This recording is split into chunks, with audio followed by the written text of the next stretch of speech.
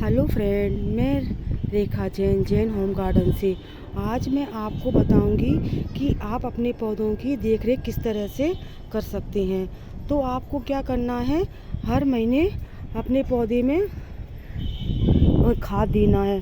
कोई भी खाद हो आपके पास, किचन वेस्ट गोबर की खाद या वर्मी कंपोस्ट, जो भी खाद हो वो आप हर महीने अपने पौधों में दे सकते हैं।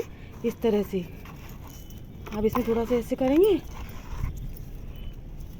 और आप इसमें वर्मी कंपोस्ट, नीम की खली, फंगीसाइड, आपके पास माइक्रो न्यूट्रिएंट्स हो तो वो भी दे सकते हैं। वो भी मेरे पास है नहीं है, तो आप सब चीज़ों को मिला लें और हर महीने आप अपने प्लांट में थोड़ी थोड़ी सी इतनी सभी प्लांटों में आप इस तरह से दे सकते हैं, जिससे पेड़ों की ग्रोथ अच्छी होती है, क्योंकि उन्हें न्यूट्रिएंट्स मिलता रहता है। और फिर आप 1 महीने में ये देंगे और 15 दिन बाद आप इसमें लिक्विड दे सकती हैं बदल कर। कभी आप इसमें बनाना पील फर्टिलाइज़र दे सकती हैं, कभी इसमें सरसों की खली का लिक्विड बनाकर पानी में घोलकर 2-3 दिन आप रख सकती हैं। उसके बाद आप इसको दे सकती हैं। आप देख रही हैं कितने मेरे अनार के पौधे में फूल बन रहे हैं। इस तरह से लगी हुई है। तो मैं इसमें घर की बनी हुई किचन वेस्ट खाद बहुत देती हूँ, और बनाना पील का जो बनाना पील होता है उसको सुखाकर भी मैं इसमें बहुत देती हूँ।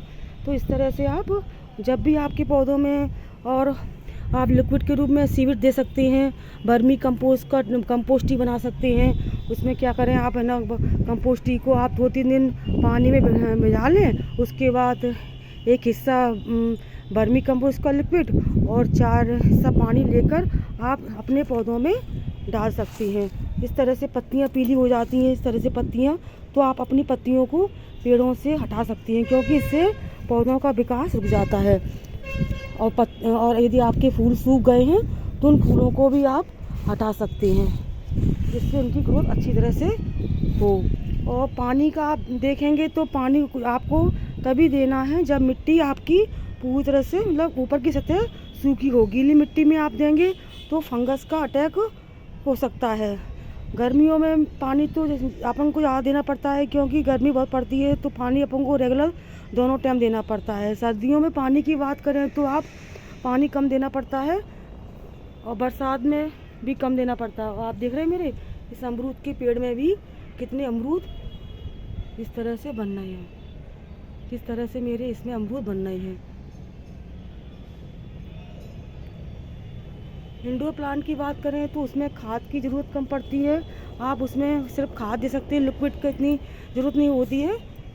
ये मेरे सदाबहार के पौधे हैं जो मैंने कटिंग से और बीज से तैयार किए हुए हैं। इस तरह से मेरे ये सदाबहार के पौधे हो रहे हैं। तो इस तरह से आप अपने पौधों की, और यदि फंगस का अटैक हो गया है अपने पौधों में, तो आप क्या कर सकते हैं, हर महीने अपने पौधों में नीम ऑयल का स्प्रे कर सकती हैं।